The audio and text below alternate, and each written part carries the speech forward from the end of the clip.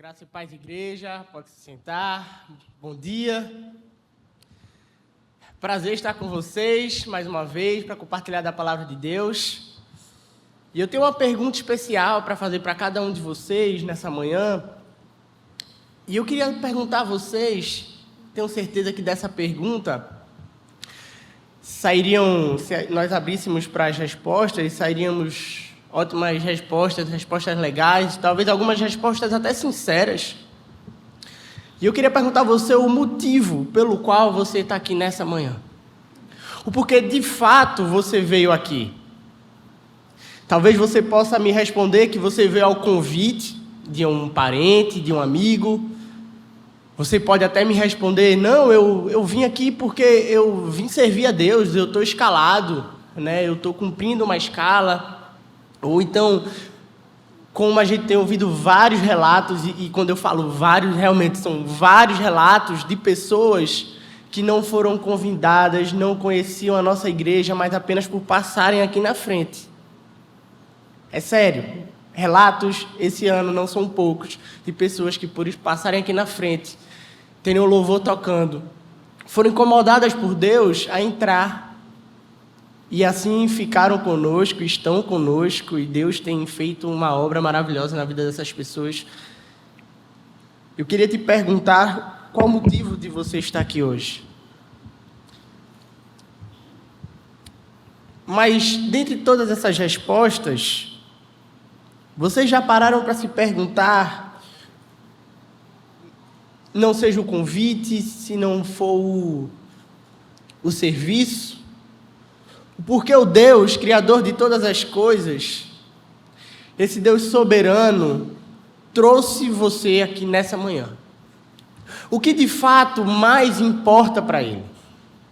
O que é de fato importante para Deus, para em sua soberania Ele trazer você para estar aqui nesse domingo de manhã, acordar mais cedo e vir estar aqui, dedicar um tempo a estar na casa de Deus. Eu tenho me feito essa pergunta muito, mas muito mesmo. Porque, às vezes, se torna até, digamos que, automático levantar cedo e vir à igreja, e vir cumprir demandas, e vir fazer coisas para Deus. E isso tem me levado a refletir um pouco em uma fala de Deus ao povo de Israel, que está relatada lá em Oséias, capítulo 6.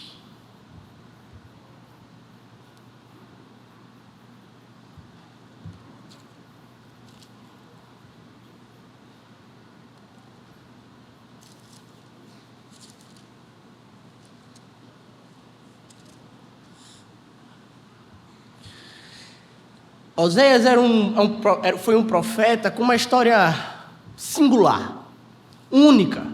Talvez até para você, quando você ouve, se você nunca ouviu, até você fica um pouco desconfortável com a história de Oséias. Oséias, ele profetizou o juízo de Deus para o povo de Israel no Reino do Norte, antes do povo ser levado para o cativeiro assírio. E era um tempo de declínio do povo de Israel.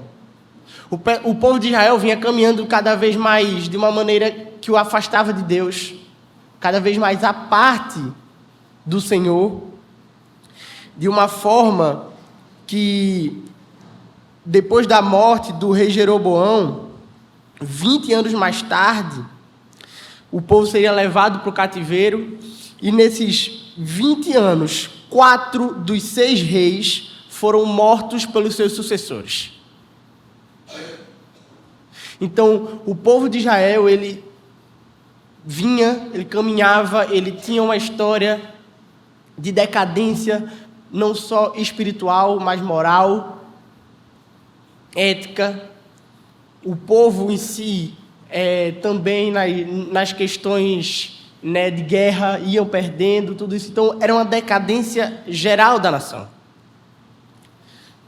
Deus castigaria Israel por essa maldade, por esse distanciamento do Senhor, e porque Israel se corrompeu antes de tudo. Israel estava agora adorando ídolos e agindo como se não conhecesse a Deus.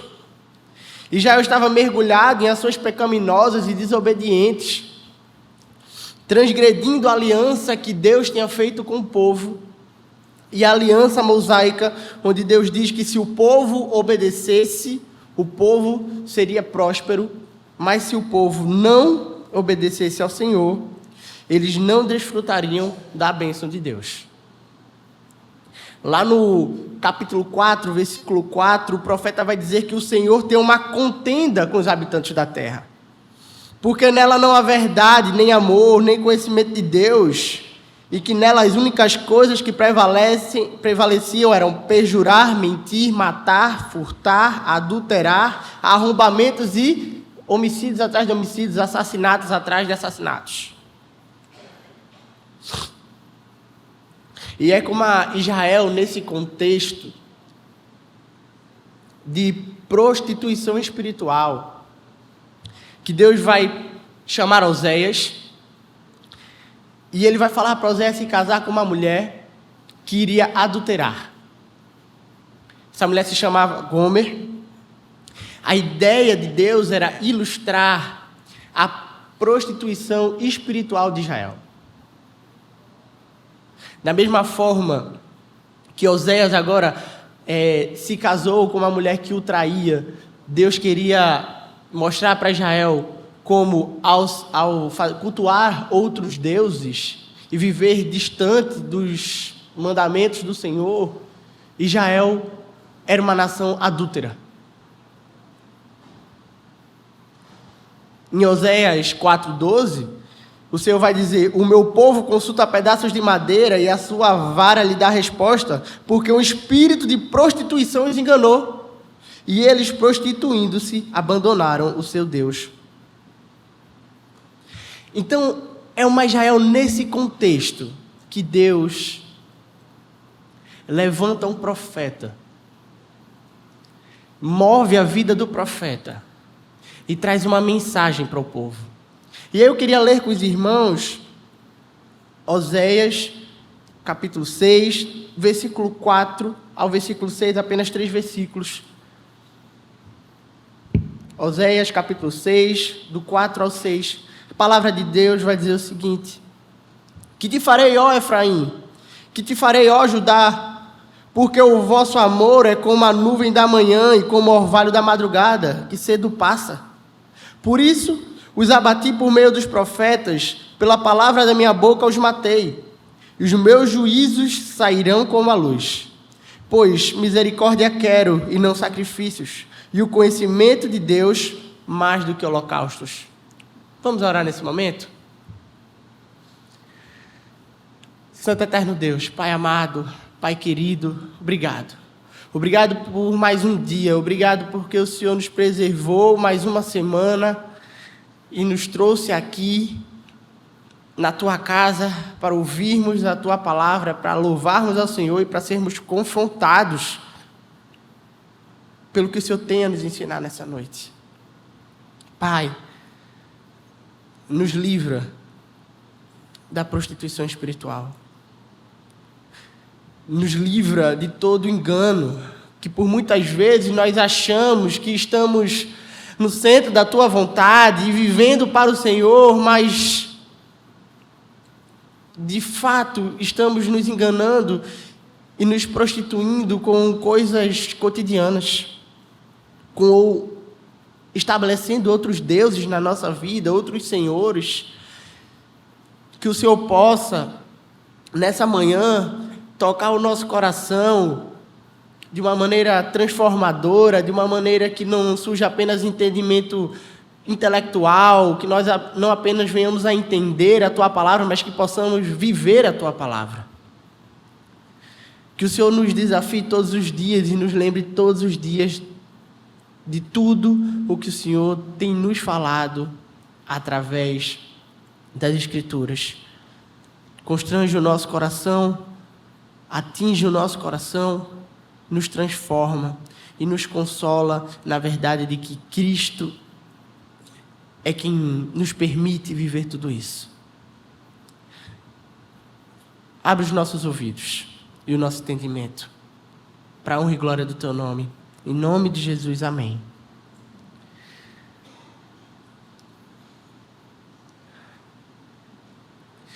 Irmãos, quando nós pensamos nessa história, de fato ficamos assustados. Eu, quando parei para estudar a história de Oséias, eu fiquei, meu Deus, que tenso, que, digamos assim, assustador. Como Deus faz isso? Mas quando nós entendemos, de fato, o estado do povo de Israel e o que Deus chama o povo a viver, nós conseguimos entender o quanto de graça existe em sermos confrontados por Deus dessa maneira.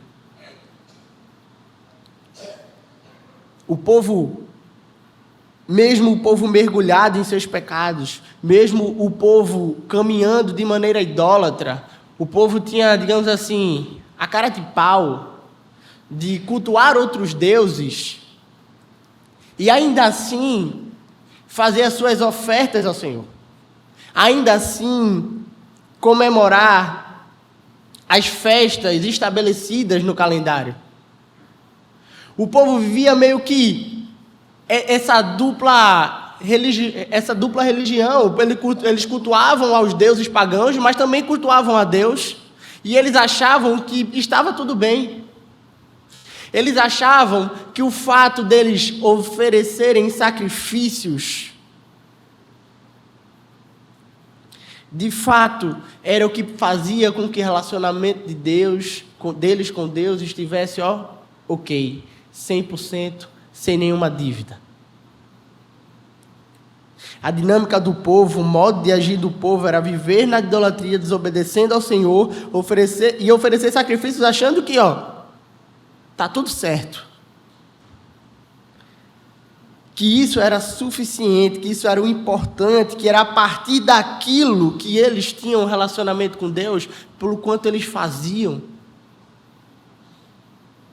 pelo quanto eles traziam de oferta. É por essas coisas, por esse modo de vida que Deus vai dizer no capítulo 6, versículo 6, que misericórdia eu quero e não sacrifícios. E a gente vai pegar esse tempo que a gente tem e a gente vai meditar apenas nesse versículo. Misericórdia eu quero e não sacrifício, e conhecimento de Deus mais do que holocaustos. Deus está dizendo ao povo, os sacrifícios e os holocaustos de vocês não valem nada se vocês não tiverem um relacionamento fiel comigo.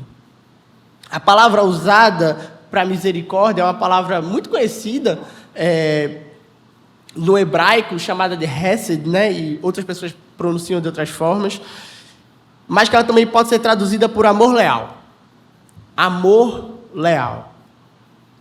O que tem muito a ver com o contexto de adultério do povo de Israel. O que Deus chama o povo é a viver um amor leal, assim como uma esposa devia ter ao seu marido, um amor de exclusividade.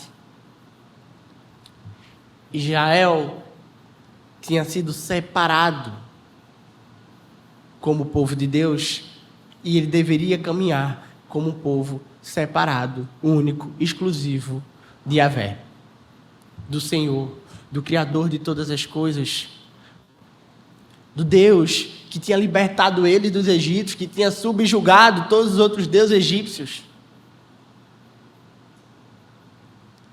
que tinha dado a eles a terra prometida.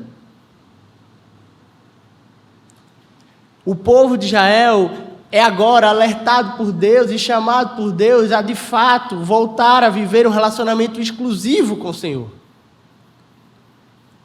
Exclusividade e lealdade.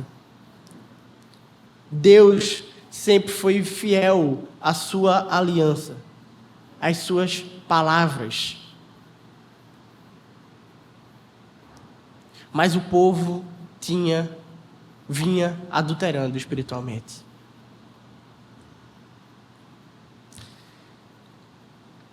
E quando no versículo, Deus vai falar sobre conhecimento de Deus, Ele está falando sobre esse relacionamento íntimo e pessoal, esse conhecer, esse face a face, esse saber quem é a outra pessoa, essa intimidade, essa parte do pessoal com Ele.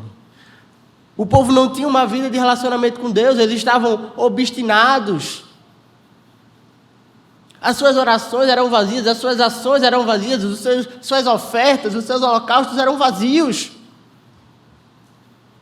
Eram apenas de praxe, ações, mas que antes de tudo não tinham essência, não tinham vida nem coração.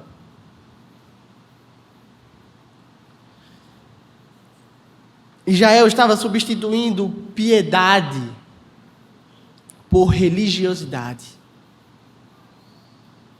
Israel agora não vivia uma vida com o Senhor, mas se enganava achando que trazer coisas diante de um altar era uma vida de relacionamento com Deus.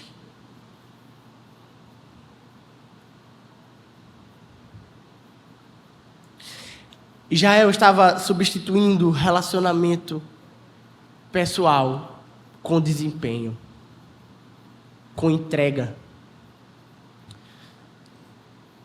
Estava substituindo pessoalidade com sacrifícios e rituais vazios. E Deus está dizendo ao povo: não é isso que eu quero de vocês, não são meros sacrifícios e holocaustos.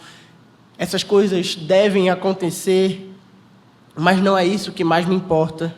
O que eu quero de vocês é que vocês vivam um relacionamento exclusivo de amor leal. Um relacionamento exclusivo e de intimidade. Eu quero que vocês me conheçam. Desfrutem, vivam como eu criei vocês para ser. E o que isso tem a ver conosco nessa manhã? Quantas vezes nós não passamos as horas do nosso dia, ou os dias das nossas semanas, ocupados com milhares de afazeres, com tantas outras coisas nas nossas agendas, e deixamos de lado os momentos de nos relacionarmos com Deus.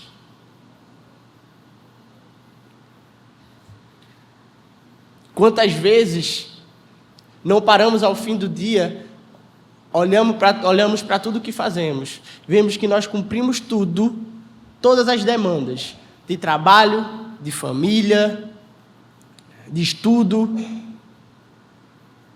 mas a única parte que nós não tivemos êxito foi o momento de leitura da palavra de Deus, foi um momento sincero de oração, dedicado, entregue. E por quantas vezes, ainda que a gente faça esse momento, façamos de uma maneira medíocre. Temos 24 horas no dia para dormir, para fazer as coisas, estudar, trabalhar, mas nos contentamos com talvez 30 minutos de devocional. Ontem, falando aos jovens, eu realmente perguntei se de fato essa balança não está errada. Quanto muitas vezes vemos, se pararmos para prestar atenção, que nas séries, nas novelas, nos jornais, no celular, vai junto momentos que deveriam ser dedicados ao Senhor.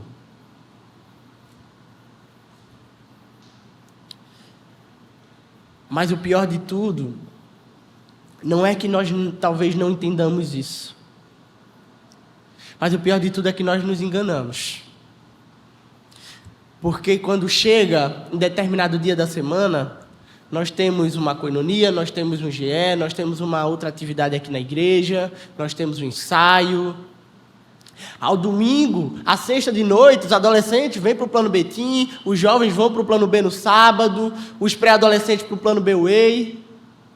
Aos domingos, viemos para o culto e vivemos como se isso, só apenas estar aqui, fosse de fato o essencial. Esquecemos que durante a semana deixamos a nossa Bíblia de lado. Durante a semana deixamos de falar com Deus, de orar, de exaltá-lo em secreto, de confessar a Ele os nossos pecados, de ouvirmos a voz dEle.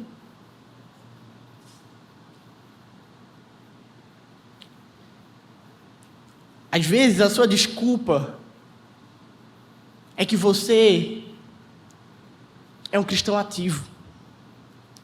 Mas o que o povo de Israel aqui mostra e nos confronta é que essa vida imersa em atividades, deixando de lado o relacionamento com Deus, deixando de lado uma vida pessoal no secreto, de momentos devocionais, de leitura da palavra, de oração, de meditar no que o Senhor tem dito na sua Santa Escritura, não é um reflexo de alguém ativo, mas de alguém ativista. O ativismo, ele fala sobre aquele que faz muito sem antes ter um relacionamento íntimo e pessoal com Deus.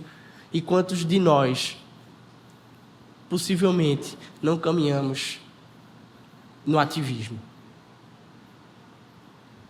Fazemos muito, mas vivemos pouco.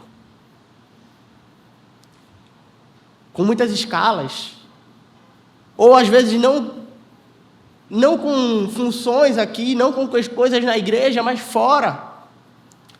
Damos conta de muitas coisas e fazemos muito, em detrimento de um relacionamento íntimo e pessoal com Deus. Não sabemos realmente, de fato, colocar prioridade na nossa agenda, colocar prioridade nas questões da nossa vida.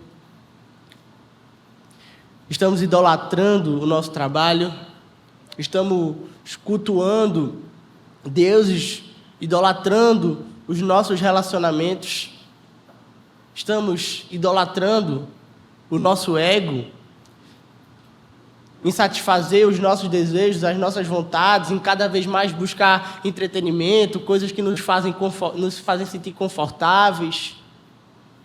Porque eu queria tanto assistir mais um filme, assistir mais um episódio da série. Eu queria tanto, talvez, sair com os amigos.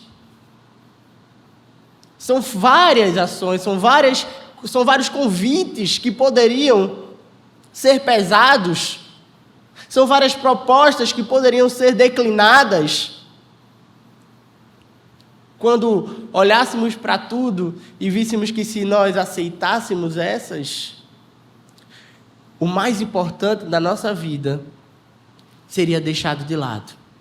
Que se de fato aceitarmos tudo, não teremos tempo para o mais importante.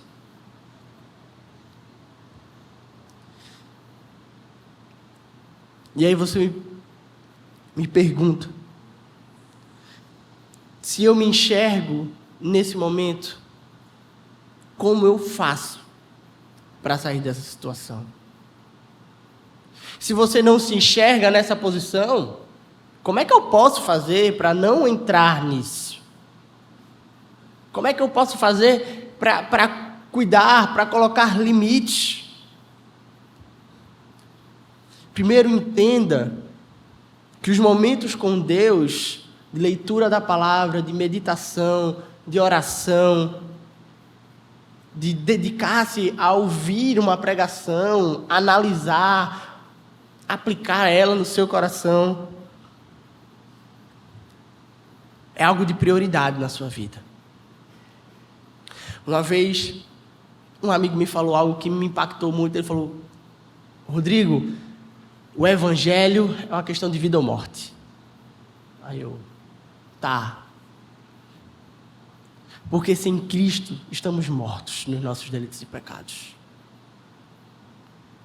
Mas com Ele nós temos vida.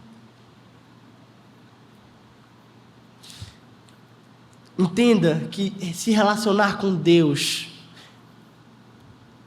é beber todo dia da fonte da vida. É beber todo dia de algo que vai lhe encher de vida e vai fazer com que você também transborde isso para as pessoas que estão perto de você. Separe um tempo para investir em momentos de oração, para falar com Deus. Não tem disciplina espiritual mais negligenciada hoje do que a oração. As nossas agendas lotadas não nos permitem, não nos deixam, e cabe a nós decidir o que é mais importante. Cabe a nós ver o que é de fato prioridade, o que de fato é essencial. E que analisarmos isso, analisarmos a nossa agenda, que a gente possa entender que a oração não pode ser substituída, não pode ser deixada de lado, que a oração é um momento especial de falarmos com o Criador de todas as coisas. Então separe um tempo do dia em específico para investir em oração, para estar orando. Faça uma lista de pedidos, de ação de graças, e ore por esses. Procure também tirar um tempo para ler as Escrituras, para meditar nas Escrituras, mas não para você, cumprir aqui um checklist cristão, gospel aqui, que tem que ler, o crente lê a Bíblia, então eu vou ler a Bíblia aqui, eu li 2, 3 versículos, então está tudo certo, eu fiz a minha meta de hoje. Tire um tempo para meditar, porque ao fazer isso, Deus está falando com você. Uma vez, eu acho que foi o reverendo Augusto Nicodemos, ele falou, você quer ouvir a voz de Deus, lê a Bíblia. Você quer ouvir de maneira audível, leia em voz alta. É Deus falando conosco todos os dias. Então separe um momento para ouvir o Criador falando com você. É por meio desta palavra viva e eficaz que Ele penetra, que Ele rasga o nosso coração e nos transforma. Rodrigo, mas a minha agenda é muito corrida, eu não tenho tempo. Otimize o seu tempo. Veja como na sua agenda você consegue ter um espaço, digamos assim, sem mediocridade. Um espaço de fato de qualidade. Se precisar cortar coisas, se precisar dizer não, diga. Entenda que Deus é mais importante, que Ele chama você a parar de ser um ativista e viver um relacionamento pessoal, viver um relacionamento íntimo.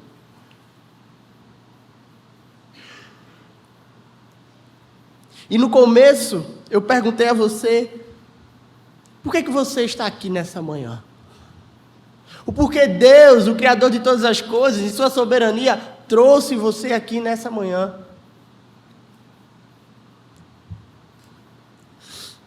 E eu queria dizer a você, que assim como Ele fala para o povo lá em Oséias, Ele tem nos chamado.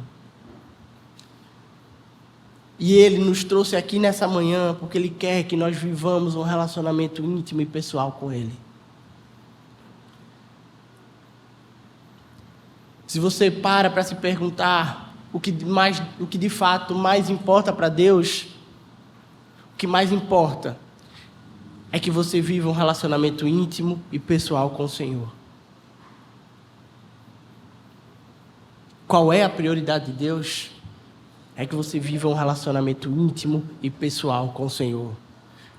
Sem sombra de dúvidas, esse relacionamento íntimo e pessoal vai te chamar a viver cada vez mais em comunidade, vai te chamar cada vez mais a servir, vai te chamar cada vez mais a doar, vai te chamar cada vez mais a ser ouvidos, a ser suporte aos seus irmãos, a estar integrado. Mas é a partir de um coração que entende e é transformado que essas coisas são feitas de uma maneira agradável a Deus. E não por mero ativismo e não por mero senso de meritocracia, de que eu vou para a igreja, eu faço as coisas, eu sou alguém generoso, então eu tenho um relacionamento com Deus. Você pode fazer todas essas coisas se durante a semana a sua Bíblia permanece fechada e Deus não escuta as suas orações, como um incenso que sobe aos céus por meio de Cristo Jesus. Você não tem um relacionamento com Deus. E aí você pode me perguntar, Rodrigo, mas eu não sou cristão. Ô Rodrigo, é a minha primeira vez aqui. Eu não conheço a Deus.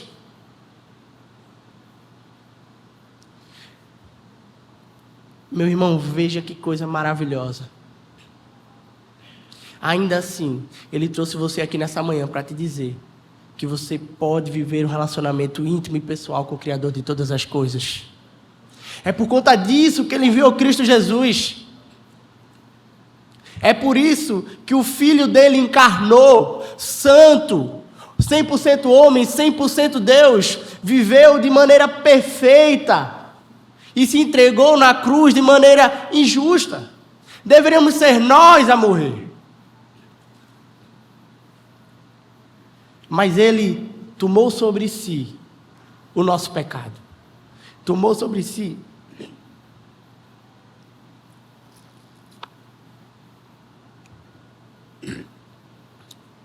Ele tomou sobre si. Falhou a voz, irmão. Meu Deus. Tomou sobre si o meu e o seu pecado.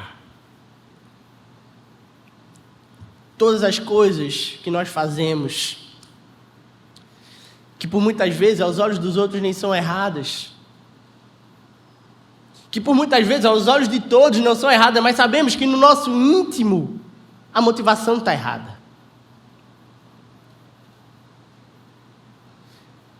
Deus enviou o seu Filho para que as nossas transgressões, as nossas ofensas fossem pagas em Cristo Jesus. Então você não está aqui por acaso. Você não está aqui por um convite, você não está aqui simplesmente porque passou ali na frente e entrou, você não está aqui porque veio com seu pai, com sua mãe, com seu tio, com sua tia. De fato, hoje eu percebo o como na minha conversão Deus usou esses momentos, assim, até que familiares, para me trazer de volta.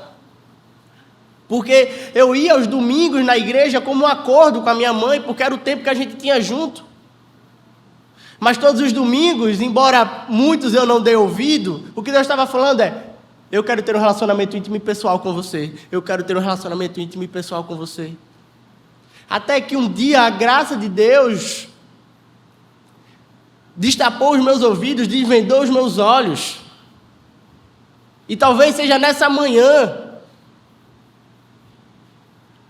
que Deus esteja destapando os seus ouvidos, desvendando os seus olhos e te dizendo: vem, entra na minha presença e vamos ter um relacionamento íntimo e pessoal.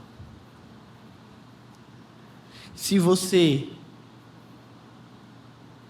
talvez já está na igreja há mais tempo, mas tem percebido que em alguma parte do percurso você deixou esses momentos de intencionalidade, de pessoalidade de lado, Deus está dizendo a você: em Cristo todo recomeço é possível. Se achegue diante de Deus. Peça perdão pela sua negligência, pela idolatria do seu coração. Peça a Deus que Ele lhe ajude a identificar os ídolos do seu coração, para que você possa, assim, quebrar esses ídolos, destruir esses ídolos, queimá-los, estar diante de Deus, para um relacionamento íntimo e pessoal, que Ele transforme o seu coração, que Ele o ajude a entender o que é prioridade, o que é essencial, que é estar diante dEle, com Ele, em um relacionamento íntimo, pessoal, que você ame a Deus com um amor leal, exclusivo. E assim, aos poucos, Ele vai transformando a sua vida e te fazendo cada vez mais glorificar a Ele e ser parecido com Jesus. Amém?